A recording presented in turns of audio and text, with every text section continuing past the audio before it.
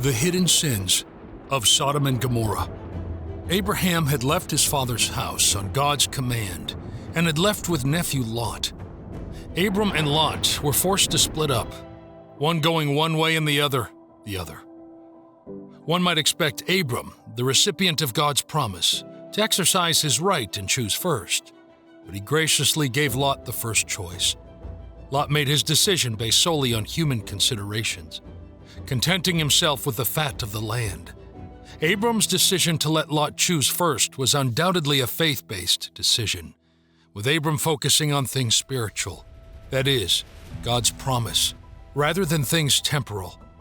Lot's decision was completely selfish, and he left Abram and went to Sodom. Lot looked up and saw the entire Jordan Valley plain. This valley was lush and fruitful, well-watered, and resembled the Lord's garden. Lot pitched his tent near Sodom, where the men were wicked, greatly sinning before the Lord. Later in chapter 19, their wickedness is revealed. Lot is contrasted with Abram. Abram was instructed to raise his eyes and look, which Lot did on his own. 3 men visited Abraham near the great trees of Mamre at Hebron. Now the Lord appeared to Abraham by the oaks of Mamre, while he was sitting at the tent door in the heat of the day. When he raised his eyes and looked, behold, 3 men were standing opposite him. And when he saw them, he ran from the tent door to meet them and bowed down to the ground and said, "My Lord, if now I have found favor in your sight, please do not pass your servant by. Please let a little water be brought and wash your feet, and make yourselves comfortable under the tree, and I will bring a piece of bread, so that you may refresh yourselves. After that you may go on, since you have visited your servant." And they said, "So do as you have said." So Abraham hurried into the tent to Sarah and said, "Quickly, prepare 3 measures of fine flour, knead it, and make bread cakes." Abraham also ran to the herd and took a tender and choice calf and gave it to the servant, and he hurried to prepare it. He took curds and milk and the calf, which he had prepared, and set it before them, and he was standing by them under the tree as they ate. Then they said to him, "Where is your wife Sarah?" And he said, "There, in the tent." He said, "I will certainly return to you at this time next year, and behold, your wife Sarah will have a son." And Sarah was listening at the tent door, which was behind him. Now Abraham and Sarah were old, advanced in age. Sarah was past childbearing.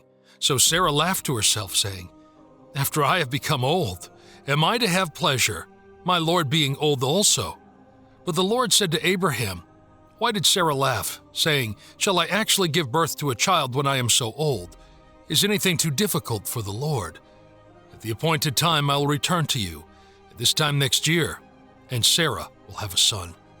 Sarah denied it, however, saying, "I did not laugh," for she was afraid. And he said, "No, but you did laugh." Then the men rose up from there and looked down toward Sodom, and Abraham was walking with them to send them off. The Lord said, "Shall I hide from Abraham what I am about to do? Since Abraham will certainly become a great and mighty nation, and in him all the nations of the earth will be blessed. For I have chosen him, so that he may command his children and his household after him to keep the way of the Lord by doing righteousness and justice, so that the Lord may bring upon Abraham what he has spoken about him." And the Lord said, "The outcry of Sodom and Gomorrah is indeed great, and their sin is exceedingly grave. I will go down now and see whether they have done entirely as the outcry which has come to me indicates, and if not, I will know." Then the men turned away from there and went towards Sodom, while Abraham was still standing before the Lord. Abraham approached and said, "Will you indeed sweep away the righteous with the wicked? Suppose there are 50 righteous people within the city. Will you indeed sweep it away and not spare the place for the sake of the 50 righteous who are in it? Far be it from you to do such a thing, to kill the righteous with the wicked, so that the righteous and the wicked are treated alike. Far be it from you. Shall not the judge of all the earth deal justly?" So the Lord said, "If I find in Sodom 50 righteous within the city, then I will spare the entire place on their account." And Abraham replied, "Now behold, I have ventured to speak to the Lord, although I am only dust and ashes. Suppose that 50 righteous are lacking 5. Will you destroy the entire city because of 5? And he said, I will not destroy it if I find 45 there. And he spoke to him yet again and said, Suppose 40 are found there. And he said, I will not do it on account of the 40. Then he said, Oh, may the Lord not be angry, and I shall speak. Suppose 30 are found there. And he said, I will not do it if I find 30 there. And he said, Now behold, I have ventured to speak to the Lord. Suppose 20 are found there. And he said, I will not destroy it on account of the 20. Then he said, Oh, may the Lord not be angry, and I shall speak only this once. Suppose 10 are found there. And he said, I will not destroy it on account of the 10.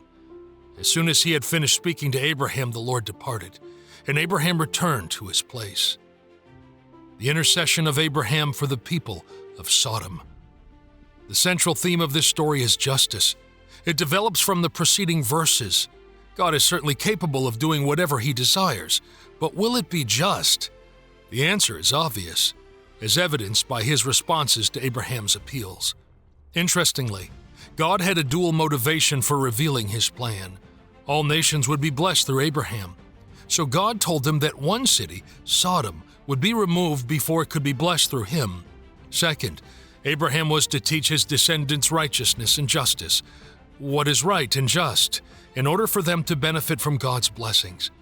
If those people's sins were complete, they would be judged. Will God sweep the righteous along with the unrighteous? Abraham was convinced that there were righteous people in Sodom. So he appealed to Sodom based on God's justice. His intercession reveals Abraham's great character. He prayed that everyone in the cities, both the wicked and the righteous, be spared for the sake of the righteous. Previously, he had personally rescued these people during a battle. He now pleaded for them with the same boldness, perseverance, and generosity that he had fought for them. Some readers are perplexed by Abraham's bargaining with God.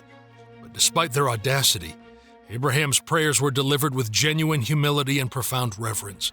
He pleaded for justice, deliverance for Sodom if only 50, 45, 40, 30, 20, or even 10 righteous people were present.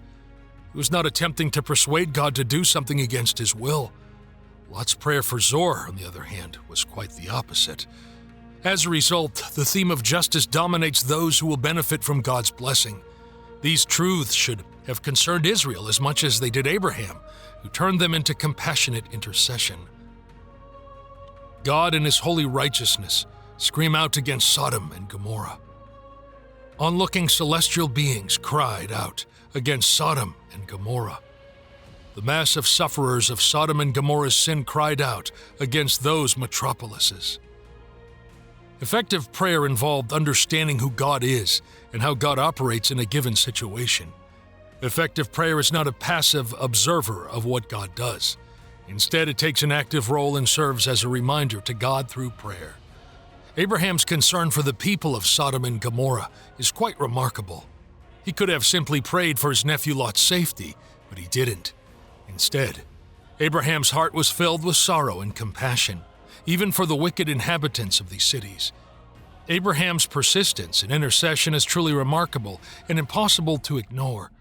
This is the kind of heart that God wanted to draw out of Abraham, a heart that cared deeply for people who were created in the image of God. Abraham worked tirelessly to intercede on behalf of a city that deserved judgment. This kind of heart is what a great leader of a large and mighty nation needs to have. After leaving Abraham, the two visitors mentioned in Genesis chapter 18, verse 22 arrived in Sodom. It is at this point that they are first identified as angelic beings, who had previously accompanied the Lord during his visit to Abraham at Mamre. Genesis chapter 19, verses 1 through 3. Now the two angels came to Sodom in the evening, as Lot was sitting at the gate of Sodom. When Lot saw them, he stood up to meet them and bowed down with his face to the ground. And he said, Now behold, my lords, please turn aside into your servant's house and spend the night, and wash your feet.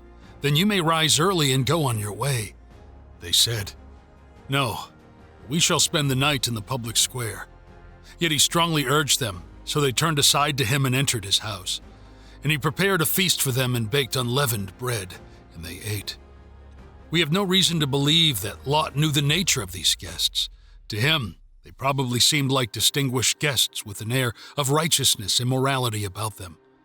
We see that Lot was sitting in the gate of Sodom. Lot's life was a gradual decline as he kept compromising. He went from looking towards Sodom, Genesis chapter 13, verse 10, to pitching his tent towards Sodom, Genesis chapter 13, verse 12, to eventually living in Sodom, Genesis chapter 14, verse 12. Unfortunately, he lost everything when Sodom was attacked. Now, after returning to the infamous city, Lot was seen sitting in the gate of Sodom, which indicate that he had become a civic leader. The gate area of an ancient city was like a community center where the city's respected leaders would come together. They would settle arguments, talk over important matters, and keep an eye on everyone coming in or going out of the city. Lot was a good and moral man who felt deeply troubled by the wrongdoing he saw all around him. 2 Peter chapter 2, verses 7 through 8. And if he rescued righteous Lot, who was tormented by the immoral conduct of unprincipled and ungodly men, for that just man, while living among them, felt his righteous soul tormented day after day by what he saw and heard of their lawless acts. Peter has already shared with us the story of how God saved Noah. Now, he tells us about another person God saved, righteous Lot. When we look at Lot's story, we can see that God is just as capable of saving people as he is of punishing them. This teaches us that God's kindness is just as strong as his sense of justice. He saved Lot because Lot was a good man in his eyes, even though others might not have recognized Lot's goodness. Despite being a good person, Lot lived in Sodom and Gomorrah, places filled with evil, and this troubled him deeply every day. He was disturbed by the sin around him, yet he didn't take strong enough steps to remove himself and his family from that bad environment. This shows us that it's not enough to be upset by wrongdoing. We must also take action to avoid being part of it. Lot made a big mistake that had serious consequences. He compromised his beliefs, and as a result, he lost the respect of his family and friends. They saw his actions and decided they couldn't trust him or his beliefs. This is why none of them were saved. It's a powerful lesson about the importance of staying true to what you believe in, no matter what. We also read something great about his insistence to help the angels. Lot was very insistent when he invited the visitors into his home. Usually it was common to offer hospitality to guests, but the way Lot did it was different. He was extremely eager and urgent in his invitation. This shows us that sometimes the way we do something can be just as important as what we are doing. Genesis chapter 19, verses 4 through 5. Before they lay down, the men of the city, the men of Sodom, surrounded the house, both young and old, all the people from every quarter. And they called to Lot and said to him, "Where are the men who came to you tonight? Bring them out to us that we may have relations with them."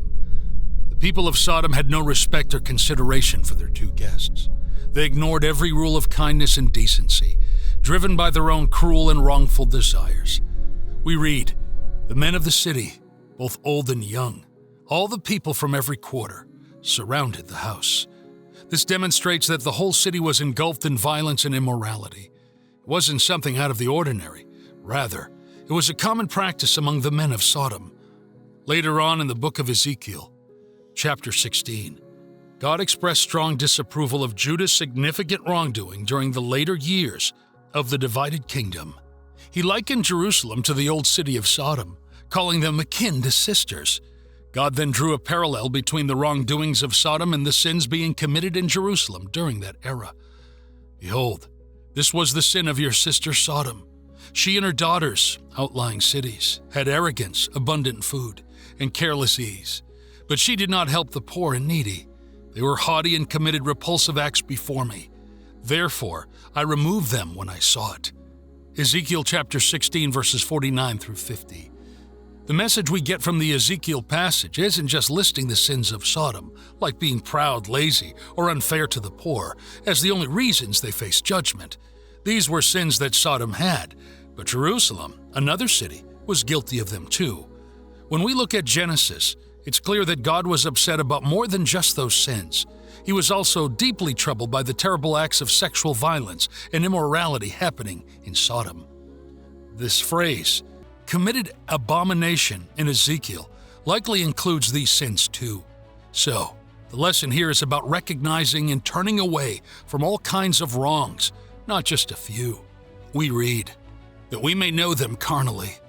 The sin of the men of Sodom was plainly connected to this. Lot bargains for the life and safety of his guests. Genesis chapter 19, verses 6 through 9. But Lot went out to them at the doorway and shut the door behind him and said, "Please, my brothers, do not act wickedly. Now look, I have 2 daughters who have not had relations with any man. Please let me bring them out to you and do to them whatever you like. Only do not do anything to these men, because they have come under the shelter of my roof." But they said, "Get out of the way." They also said, "This one came in as a foreigner, and already he is acting like a judge. Now he will treat you worse than them." So they pressed hard against Lot and moved forward to break the door. We read, "Please, my brethren, do not do so wickedly." Lot faced a tough challenge in getting his point across. He believed in a different sense of right and wrong compared to the men of Sodom. These men were chasing after what they thought was fun, paying no mind to Lot's warnings that their actions were wrong. This brings us to a crucial question. Without the Bible's direction on what is morally right and wrong in terms of our sexuality, what rules would we live by? It's clear that just following on our own desires isn't just a good enough standard. We read, "I have 2 daughters who have not known a man. Please, let me bring them out to you, and you may do to them as you wish." Lot's decision to offer his daughters to the crowd was appalling and indefensible. The behavior of the Sodomites was a horrifying display of moral decay, yet we find ourselves equally horrified by Lot's readiness to sacrifice his own daughters to satisfy the crowd. This appalling willingness mirrors the crowd's own reprehensible desires. To grasp the full gravity of this narrative, it's crucial to recognize the societal context of those times. Women were undervalued in the pre-Christian era, not afforded the respect and dignity they deserved. Conversely, the value placed on a guest's safety was extraordinarily high. Within this cultural framework, the protection of a guest was often prioritized above the well-being of one's own family members, reflecting a distorted understanding of hospitality and duty. This one came in to stay here, and he keeps acting like a judge. The men of Sodom mocked Lot and rejected his feeble efforts to provide moral and spiritual leadership. Perhaps Lot thought that, through compromise, he might have reached these men, but the opposite happened. They had no respect for him whatsoever, even though his friendly first approach led him to call such wicked men my brethren. Genesis chapter 19, verses 10 through 11. But the men reached out their hands and brought Lot into the house with them, and shut the door. Then they struck the men who were at the doorway of the house with blindness, from the small to the great, so that they became weary of trying to find the doorway. It must have taken significant, perhaps supernatural strength to do what the angels did at the door. Probably for the first time, Lot understood that his guests were more than men. The work of striking the blind men was supernatural. Now, the mob's physical blindness matched its moral blindness. The angel's deliverance of Lot. Genesis chapter 19, verses 12 through 14. Then the 2 men said to Lot, "Whom else do you have here? A son-in-law and your sons and daughters, and whomever you have in the city, bring them out of the place, for we are about to destroy this place, because their outcry has become so great before the Lord, that the Lord has sent us to destroy it." So Lot went out and spoke to his sons-in-law, who were to marry his daughters, and said, "Up, get out of this place, for the Lord is destroying the city." But he appeared to his sons-in-law to be joking. The angels did not know everything. They did not know who all were in Lot's family until Lot told them. It shows us that even heavenly beings don't have all the knowledge. When the angels asked, "Do you have anyone else here?" it was a reminder that we should care about the salvation of not only ourselves, but also our entire family. Lot had daughters who were engaged to be married, but were not yet married. When it was said, "We will destroy this place. The Lord has sent us to destroy it," Lot found out for the first time what the angel's mission was: to destroy the cities of Sodom and Gomorrah. Even though these cities were to be judged, God's intention was to save Lot and his family from the destruction. We read, he seemed to be joking. Let's understand the significant impact of Lot's life choices. Picture this. When Lot tried to warn his sons-in-law about God's impending judgment with deep concern and seriousness, they simply did not take him seriously. They just couldn't believe him. This belief meant that they, too, would face God's judgment without any escape. From Lot's life, we learn a crucial lesson. You can be saved and still lead a life that amounts to nothing of value. Yes, Lot was saved, but what did he achieve? Nothing noteworthy or lasting. His life is a stark reminder that just being saved isn't enough. What we do with our lives also profoundly matters. 1 Corinthians chapter 3, verse 15. But if any person's work is burned up by the test, he will suffer the loss of his reward. Yet he himself will be saved, but only as one who has barely escaped through fire. The angels try to hurry Lot and his family. Genesis chapter 19, verses 15 through 16. When morning dawned, the angels urged Lot, saying, "Up, take your wife and your 2 daughters who are here, or you will be swept away in the punishment of the city." But he hesitated. So the men grasped his hand, and the hand of his wife, and the hands of his 2 daughters, because the compassion of the Lord was upon him. And they brought him out and put him outside the city. There was now no mention of the 2 sons-in-law. They are going to be left behind because the angels are telling Lot he needs to hurry up and get out of Sodom before it's too late. Think about how these angels are acting kind of like messengers who spread the good news or a warning. Here's what they did. They told them clearly and straightforwardly that a terrible disaster was coming. They didn't just tell him once. They kept on urging him to escape and save himself. Now, there's a part where it says Lot hesitated. Even though he knew how bad Sodom was, he still didn't rush to leave. This hesitation shows us something important. When we don't feel the need to listen to God immediately, especially when we know it's for our own good, it shows we might be too comfortable with things we should actually avoid. This kind of delay is a warning sign that we might be moving away from what's right and getting too used to what's wrong. The angels literally had to drag Lot out of the city early in the morning. Of course, the Lord was being merciful by sparing Lot for Abraham's sake. Lot, however, squeezed a concession from the angels even after he was delivered. He wished to visit the small town of Zoar, which means a small one.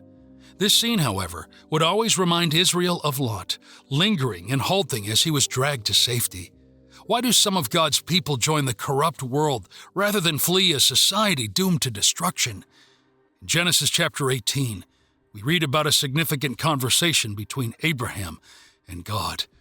Abraham steps forward and pleads with God to save the cities of Sodom and Gomorrah if just 10 good people could be found there. Unfortunately, these cities were so corrupt that not even 10 righteous souls could be found. Despite this, God listened to the core of Abraham's request. He showed mercy by rescuing Lot and his family from the destruction of Sodom. This act of salvation was so forceful that it seemed almost against Lot's own desire to leave.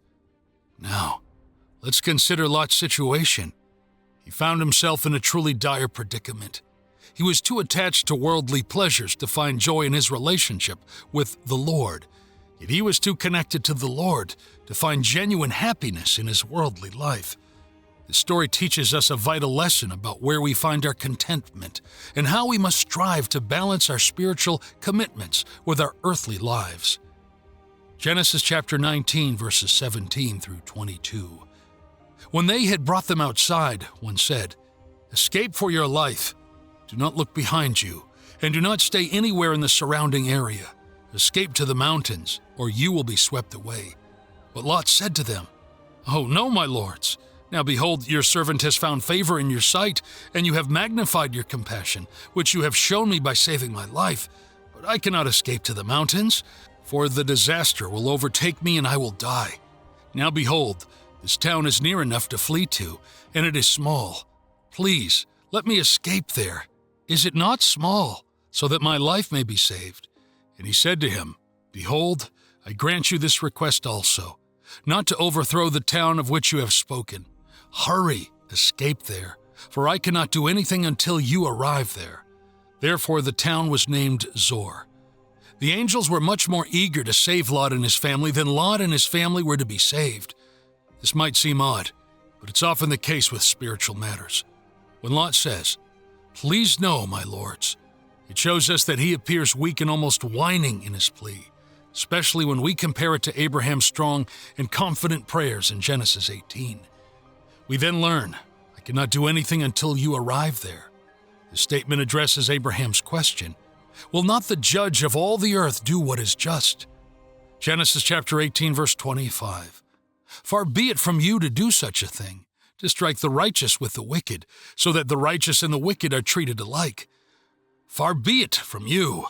Shall not the judge of all the earth do right, by executing just and righteous judgment? God, committed to his principles of righteousness and integrity, was unable to pass judgment on the city of Sodom until he ensured that the righteous individuals there were saved. As a result, the city came to be known as Zor, a name that translates to small or insignificant. That was the very city that Lot discussed and negotiated over with the angel. Genesis chapter 19, verses 23 through 26. The sun had risen over the earth when Lot came to Zor. Then the Lord rained brimstone and fire on Sodom and Gomorrah from the Lord out of heaven, and he overthrew those cities and all the surrounding area, and all the inhabitants of the cities, and what grew on the ground. But Lot's wife from behind him looked back, and she became a pillar of salt. As the angel mentioned in Genesis chapter 19, verse 22, God's judgment couldn't start on Sodom and Gomorrah until Lot and his family had reached the safety of Zor. This was necessary to keep God's promise to Abraham intact. Once Lot and his family were safe, then the Lord sent down fire and sulfur on Sodom and Gomorrah. These cities faced total and harsh judgment, but only after God had fully seen their sins and acknowledged that Lot was there as a good man among them. Before all this happened, the land of Sodom was incredibly lush and fertile, much like the Garden of Eden. Genesis chapter 13, verse 10. So Lot looked and saw that the valley of the Jordan was well watered everywhere. This was before the Lord destroyed Sodom and Gomorrah. It was all like the garden of the Lord, like the land of Egypt, as you go to Zor, at the south end of the Dead Sea. Despite receiving incredible blessings and witnessing amazing acts of kindness from God, the people of Sodom and Gomorrah still turned their backs on him. They experienced God's power, grace, and mercy firsthand, more so than any others in their area. Through Abraham, God saved them from disaster. They heard Melchizedek talk about God and saw how both Melchizedek and Abraham lived their lives, clearly showing God's love and care. Yet, they chose to ignore all of this. Remember what happened to Lot's wife. She became a pillar of salt because she disobeyed the angel's clear warning not to look back. Genesis chapter 19, verse 17. This story teaches us an important lesson. We should focus on the future and our salvation, not dwell on a world that's fading away and facing God's judgment. This is the woman that Jesus referenced in Luke. Remember Lot's wife. Luke chapter 17, verse 32. Lot's wife is an unnamed woman mentioned in the Bible very few times.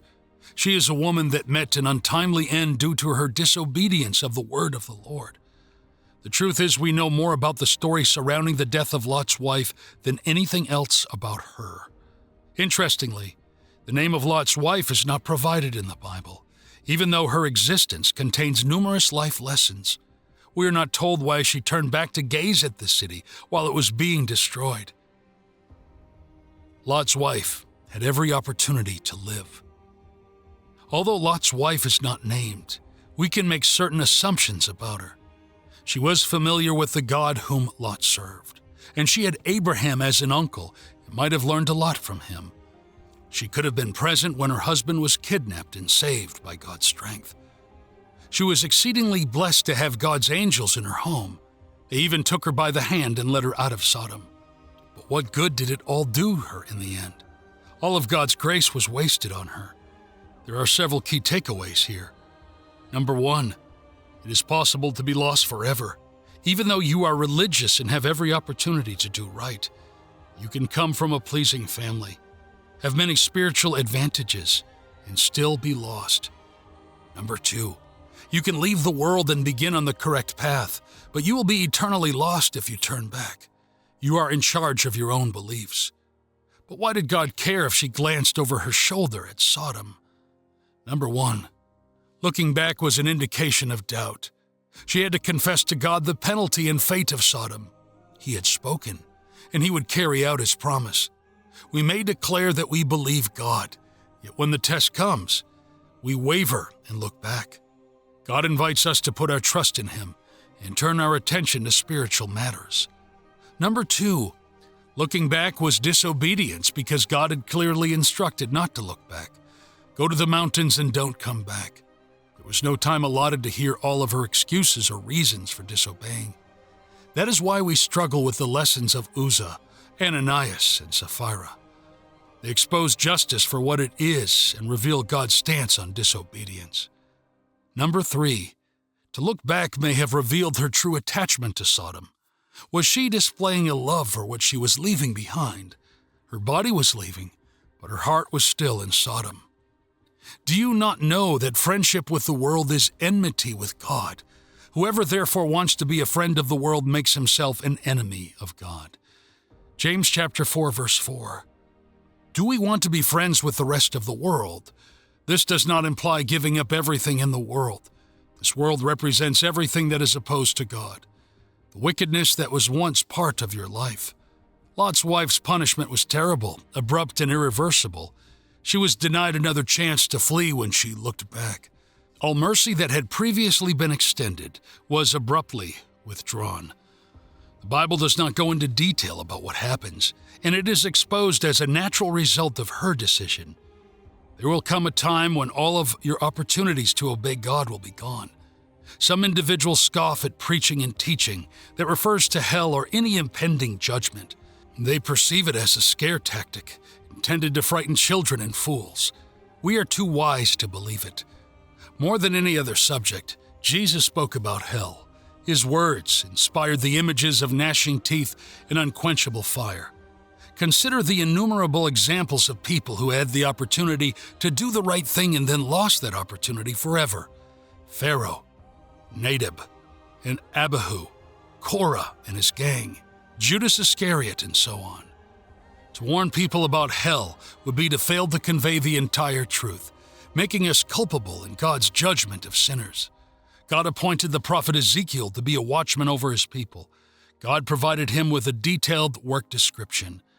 Lot's wife's lessons are still relevant.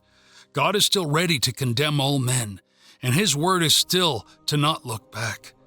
Will you flee God's vengeance in Jesus' blood? Let God's angels take you out of the city to safety. Genesis chapter 19, verses 27 through 29. Now Abraham got up early in the morning and went to the place where he had stood before the Lord, and he looked down toward Sodom and Gomorrah, and toward all the land of the surrounding area. And behold, he saw the smoke of the land ascended like the smoke of a furnace. So it came about, when God destroyed the cities of the surrounding area, that God remembered Abraham and sent Lot out of the midst of the destruction. When he overthrew the cities in which Lot had lived, Abraham felt a strong connection to the events of the previous day. He wanted to hold on to the memory of his encounter with God. As he looked at the smoke rising from the destroyed cities, Abraham understood that God had listened to his plea. Before the cities were destroyed, God saved Lot. Now, think about how a believer should feel when they witness God's judgment on the wrongdoers. Here's how they should react. They must accept God's decisions with humility. They must feel truly thankful that they were saved.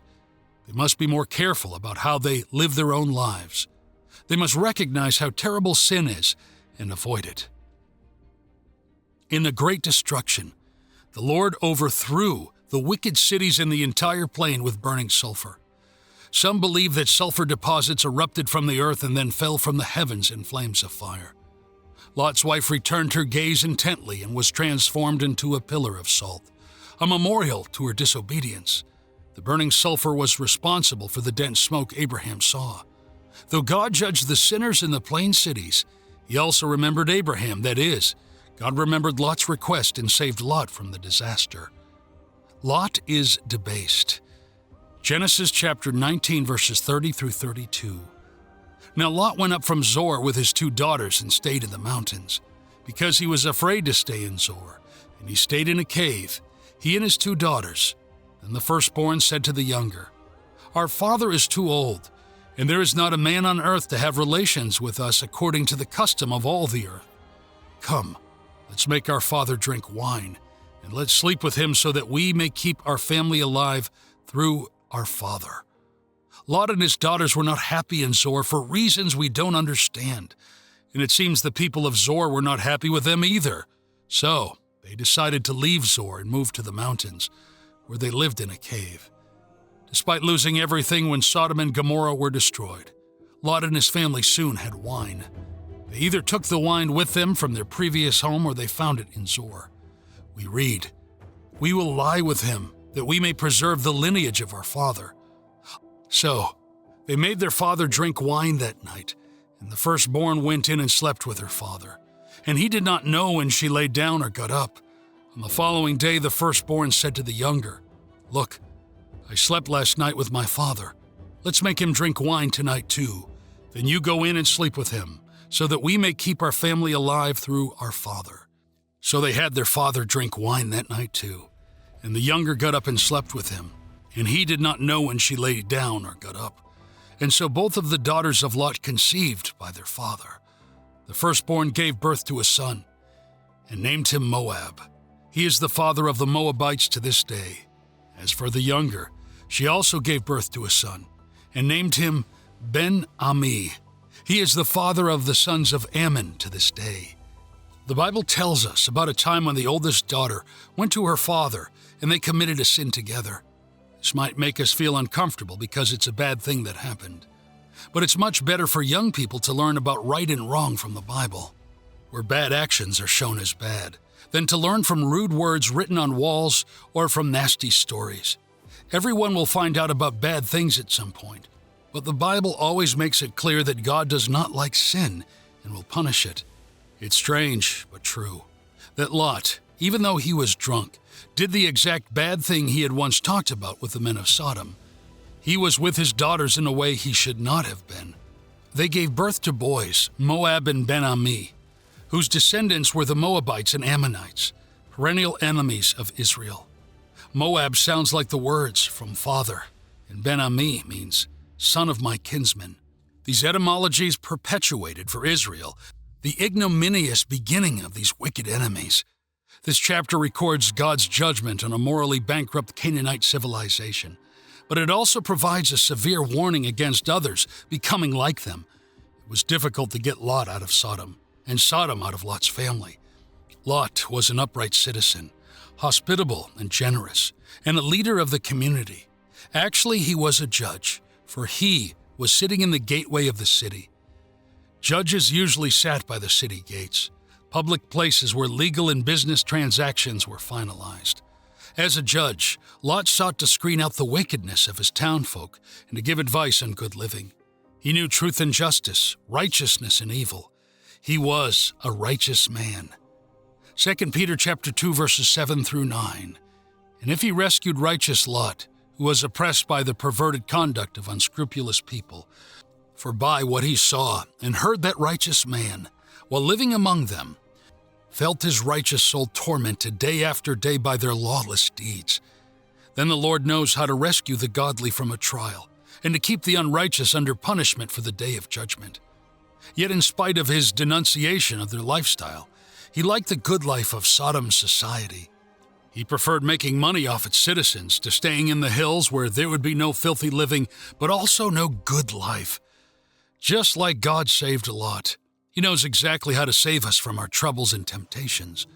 And just as surely, He has a plan to deal with those who do wrong when the time is right. We should have full faith in God's ability to rescue good people, because it's as guaranteed as His promise to judge the ungodly. We read, "The Lord knows how." Let's be assured of this. Even when we're unsure of the way, God always knows. This truth is a solid foundation for how we live and what we believe. Think about it. Sometimes we encounter confusing teachings. For example, we might try to understand how God's control over everything fits with our ability to make choices. In such situations, it's wise not to dive too deep into these complex issues. If we go too far, we might get lost in confusion. Remember, God understands it all, even when we don't. Now, consider this. There are consequences reserved for those who do wrong. They are set aside for Judgment Day. However, those who believe don't face this fate. God promises to rescue us from the day of judgment and shield us from the anger He will release upon the world. This is a promise we can hold on to, a beacon of hope that guides us through life's uncertainties. Revelation chapter 3, verse 10. Because you have kept my word of perseverance, I also will keep you from the hour of the testing, that hour which is about to come upon the whole world, to test those who live on the earth. The hour of truth came with the visitation from on high. Lot seemed godly and pure, but he was hypocritical. His words were not taken seriously. The saint at first pitched his tent near Sodom, but later Sodom controlled his life. As long as the Lord left Lot alone, he would seek to profess faith while at the same time living in Sodom. Ultimately, he could not have both. Sodom would have destroyed him if the Lord had not destroyed Sodom. This story arc contains four major motifs: God's swift judgment, Lot's close attachment to the wicked society, God's merciful sparing of Lot from doom, and the rebirth of Sodom in the cave. Israel could see through these that if God judges a people severely, He is righteous because of their great evil. She could also learn the folly of becoming enamored with Canaan's wickedness. So, knowing how God dealt with the Canaanites, how should one live? The lesson is simple. Do not love the world or anything in the world. For the world and its desires, lusts pass away. 1 John chapter 2, verses 15 and 17. Under the judgment of God.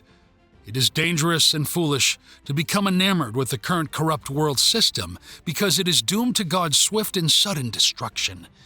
In speaking to His disciples about a coming time of great destruction, Jesus mentioned what happened to Lot's wife and the destruction of Sodom and Gomorrah.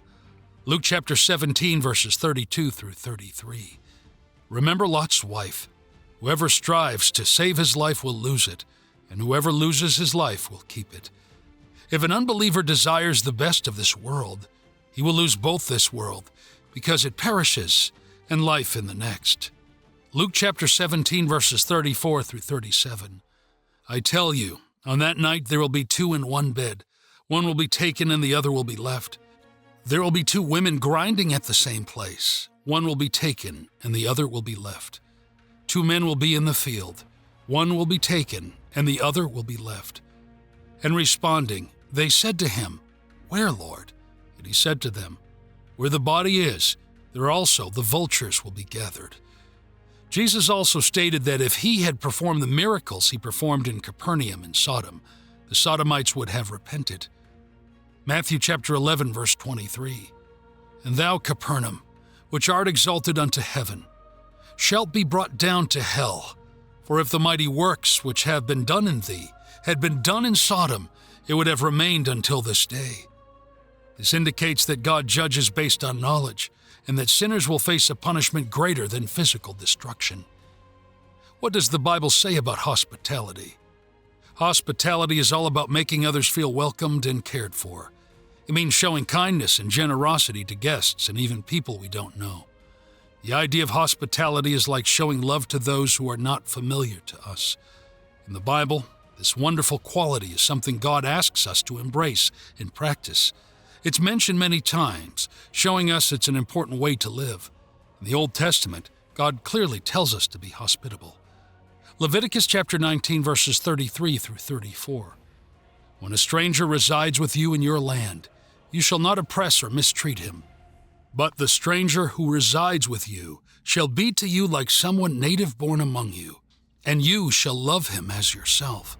For you are strangers in the land of Egypt. I am the Lord your God. While Jesus was teaching and helping people, he and his followers relied completely on the kindness and support of those they visited in each town. Matthew chapter 10, verses 9 through 10. Do not take gold or silver, or even copper money in your money belt, or a provision bag for your journey, or even 2 tunics or sandals or a staff, for the worker deserves his support. Likewise, the early Christians also depended on and received hospitality from others. Acts chapter 2, verses 44 through 45.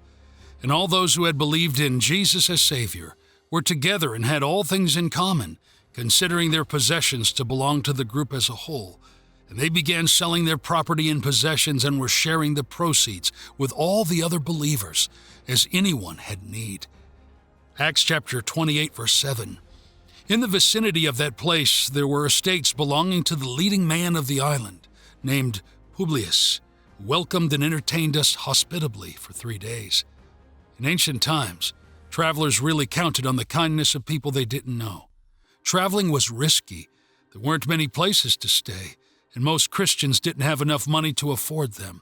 So, they often relied on strangers opening up their homes not just to stay, but sometimes even to hold church services. Being hospitable, welcoming strangers into your home, was seen as a very important good deed, especially for those leading the Christian community. It was a sign of true leadership and caring. Titus chapter 1, verse 8. And he must be hospitable to believers as well as strangers, a lover of what is good, sensible, upright, fair, devout, self-disciplined, above reproach whether in public or in private.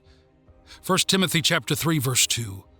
Now, an overseer must be blameless and beyond reproach, the husband of one wife, self-controlled, sensible, respectable, hospitable, able to teach.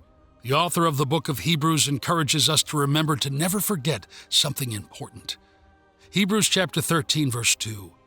Do not neglect to extend hospitality to strangers, especially among the family of believers, being friendly, cordial, and gracious, sharing the comforts of your home and doing your part generously. For by this some have entertained angels without knowing it. Let's look into the story from the book of Genesis, where we learn about Abraham's kind and generous act of welcoming 3 strangers into his home.